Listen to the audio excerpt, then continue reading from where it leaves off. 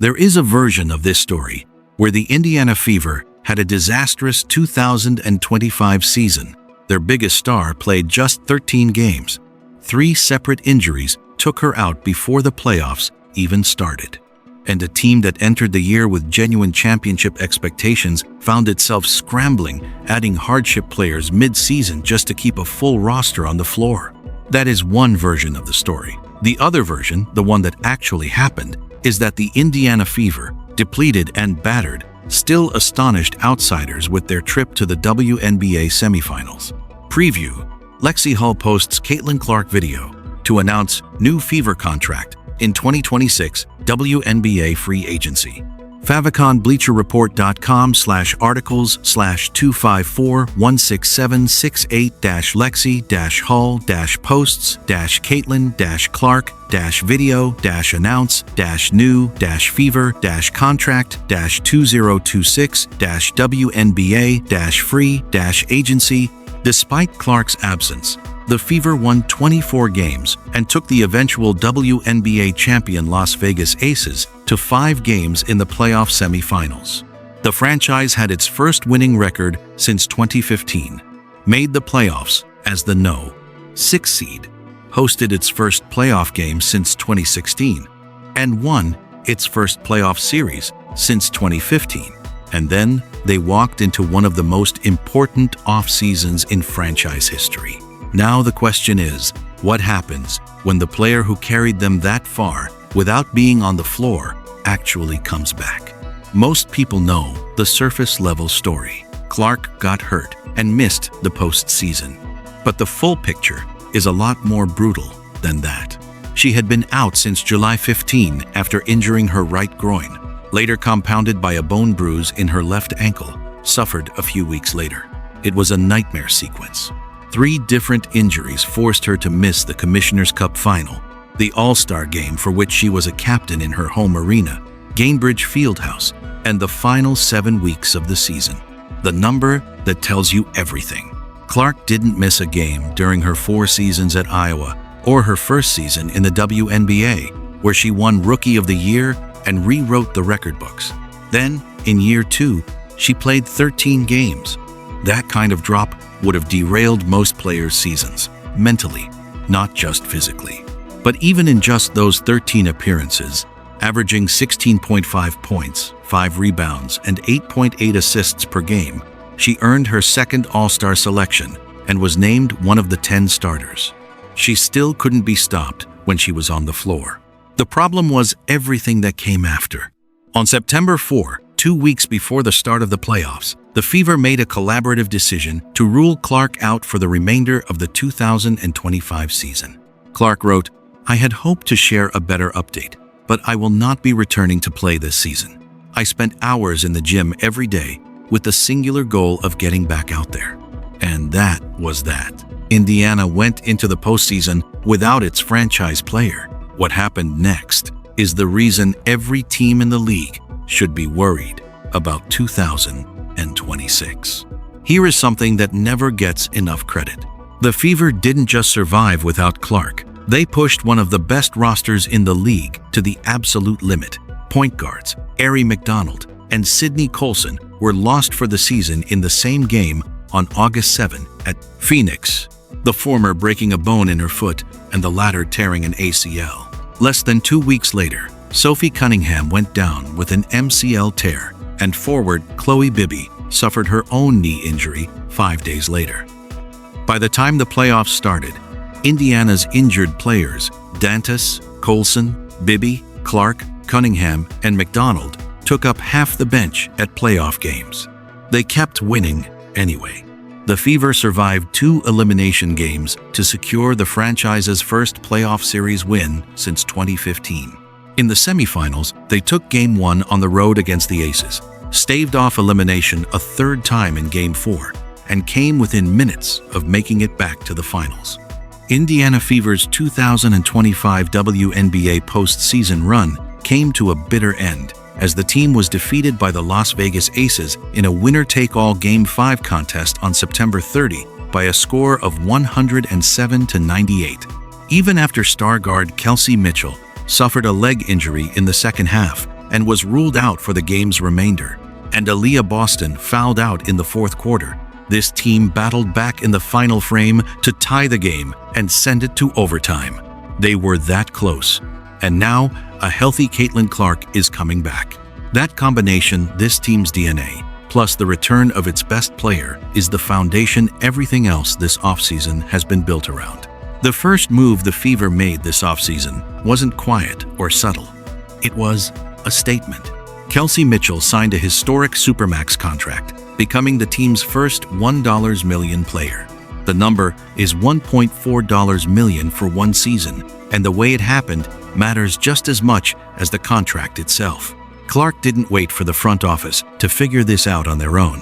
While working for NBC earlier this offseason, Clark said Indiana's #1 priority should be re-signing Mitchell. That makes sense, considering the three-time All-Star averaged 20.2 points per game last season. She was even more direct than that. Clark said, "Our first priority is to sign Kelsey Mitchell back. She was first-team All-WNBA last year. Kind of my running mate in the backcourt. She makes it real easy for me. The numbers back her up completely." Mitchell and Clark have been a terrific pairing together across their 2 seasons manning the Fever backcourt. Last season, Indiana had a plus 12.4 net rating when the two shared the court. That is an elite figure. It means this team was essentially unstoppable when both guards were on the floor together. There's a conversation happening online that keeps picking up steam, the idea that Caitlin Clark may not be the general manager of the Indiana Fever, but the team's off-season moves are quite telling. Call it what you want. When a franchise's best player publicly identifies the #1 priority and the front office executes it within hours of the signing window opening, that is coordination that most organizations would kill for. And it was only the beginning. Signing Mitchell was the lock-the-door move, but the next 48 hours might have been even more critical because 2 other players that Indiana simply could not afford to lose were both sitting in free agency at the same time. Sophie Cunningham and Lexi Hull both hit the open market. Both could have left. Clark tagged Cunningham on a social media post and left a not-so-subtle comment. "Hey, what's up, WID?" That is about as close to a public recruitment message as a player can send without picking up the phone. Cunningham got the message. The fan favorite is returning to the Fever out of free agency in 2026. She averaged 8.6 points and 3.5 rebounds with the Fever in 2025, but her season was cut short because of an MCL tear in her right knee. Hull's return was even more public. In a video on her TikTok account, Hull called in Caitlin Clark for an assist with a lip-sync video to announce her deal with the Fever. ESPN's Alexa Philippou reported that Hull will sign a multi-year deal to remain with the Fever after weighing several options in free agency. Hull's numbers tell a story of quiet but real development. She averaged 7.2 points, 4.3 rebounds, and 1.8 assists in 44 games last season. She shot 47.1% from three-point range in 34 appearances during her first season alongside Clark. That kind of shooting, combined with her defensive versatility, is exactly the profile Indiana needed to protect. The 3 of them, Clark, Cunningham, and Hull, carry a nickname that fans ran with all season. Tres Leches, made up of Hull, Clark, and Sophie Cunningham. It is a little absurd, and it is also very real. The chemistry those 3 have built takes years to develop, and it almost got scattered across the league. That it didn't may end up being one of the most important things that happened this entire offseason. The 2025 season exposed something the Fever could no longer ignore. When opposing teams went physical against Indiana, when they made things hard and dirty in the paint, the front court couldn't consistently punch back. That gets fixed now. Their first and most talented front court addition was Monique Billings, who the Fever signed to a 2-year pact. She's a solid front court player who has a chance to start next to Boston at the 4. Formerly with the Golden State Valkyries, Billings brings size, defense, and finishing ability around the rim. She has shown strong chemistry with Kelsey Mitchell and Caitlin Clark during off-season play. That pre-existing comfort level is not a small thing. Teams that add veteran players mid-system often spend the first month of a season just figuring out timing. Billings already knows how these two stars play. And then came the move that really shifted the conversation around this roster. The Indiana Fever signed veteran forward Myisha Hines-Allen, bringing the 8-year pro in ahead of the 2026 WNBA season, having won the WNBA championship in 2019 with the Mystics, and playing for it again in 2024 with the Lynx. Hines-Allen hopes to provide a boost to the Fever's odds. In 2026, she said, "Playing for a contending team was a priority for me in free agency. The Fever check off all the boxes in what I was looking for. So I'm eager to play with these elite women and to get the chance to have the best fans in the league cheering for me." The Frontcourt depth chart is now genuinely imposing. Boston, Billings, Dantas, Hines-Allen, Timpson, and Pissett is a deep frontcourt filled with many different skill sets. The Fever have depth there and may not have to go small much this season. That is a completely different team than the one that got physically bullied in stretches last year. The Fever are no longer asking one player to carry all the interior work. For most of 2025, every time Caitlin Clark sat down for a breather, Indiana's offense got significantly easier to defend. The backup guard situation was a genuine weakness, and in a playoff run built on heroics, it cost them at the worst possible moments. That problem has now been attacked from two different directions. First, the front office signed Tiasha Harris, a Noblesville, Indiana native with a connection to coach Stephanie White that goes back to their time together in Connecticut. Harris addresses the Fever's need for a backup guard. Known for her playmaking, shooting, and defensive intensity, she reunites with coach Stephanie White, who coached her in Connecticut. Harris is a pesky defender who can play both on and off the ball, making her an ideal backup behind Mitchell or Clark, and she could easily play with either one. The continuity with White matters enormously. There is no learning curve on system or philosophy. Harris already speaks the language. The second move generated more debate, a lot more. The Indiana Fever selected 3 players in the 2026 WNBA draft, with the first pick at number 10 overall, Raven Johnson, South Carolina. And the internet immediately had opinions. Johnson has a history as a teammate with Aaliyah Boston, but also given she has one as an opponent of Caitlin Clark, going back to Clark's Iowa days. That history is genuinely fascinating. Clark gave Raven Johnson the Ben Simmons treatment in a 2023 Final Four game, one of the most talked about moments of that entire tournament. Now Johnson is Clark's teammate. That irony is not lost on anybody. On the floor, the case for Johnson is easy to make. Johnson is a defensive pest who played over 150 games at South Carolina under head coach Dawn Staley. She won 2 national titles, slowly added a 3-point shot to her game, and possesses important intangibles at the point guard position. Fever head coach Stephanie White loves that she's a winner. Johnson lost just 11 games during her 5-year collegiate career. She averaged 9.9 points and 5.1 assists per game in her final NCAA season. Johnson will sign a 4-year deal that could total up to $1.3 million, with a $289,133 base salary during her rookie season. The wild card is her shooting. If she can hit 3-point jumpers at a 3.5% clip, Johnson can play off the ball. Otherwise, she might be more limited as a full-time backup point guard who lets Clark work off screens instead of creating everything in the pick and roll. But here is what the front office is betting on, White said. She's immediately ready on the defensive end of the floor, which is something that we need. A player who can lock down opposing guards and take pressure off Clark on that end of the floor. If Johnson develops any kind of reliable shot to go with it, this pick looks like a steal. Here is the subplot that has quietly complicated everything. Boston is coming off the best season of her 3-year career in 2025, averaging a career-high 15 points, on 53.8% shooting, 8.2 rebounds, 3.7 assists, and a team-high 0.9 blocks per game. This was good enough to earn the former South Carolina forward her first WNBA All-Defensive nod. She has been arguably the most improved player in the league over the past 2 years. And then came the off-season curveball. Aaliyah Boston suffered a lower body injury during her unrivaled stint. The timing couldn't be worse heading into the season where Indiana has the highest expectations in nearly a decade.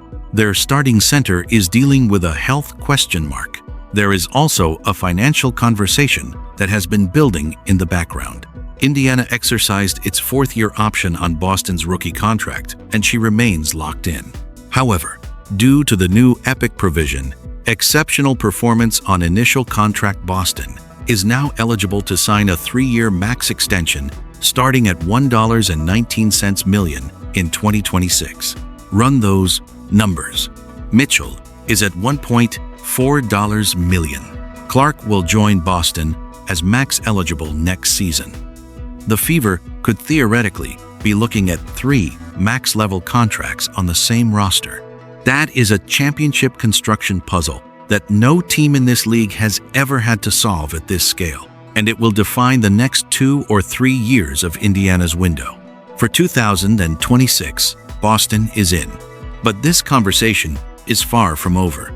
Most of the off-season attention has been on signings and contracts, but a smaller moment at the draft press conference managed to fire up an entire corner of the internet.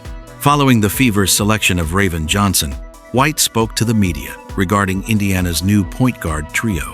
And when asked how the added depth at the position will help, especially after last year's injuries, White noted that it will allow the Fever to give Mitchell some rest, without including Clark in that plan. "Well, we're not speaking those into existence anymore," White said, a reference to Clark's injury concerns from 2025. But the way White framed the conversation left some fans reading deeper into it. One fan claimed, "Steph White really hates Caitlin Clark."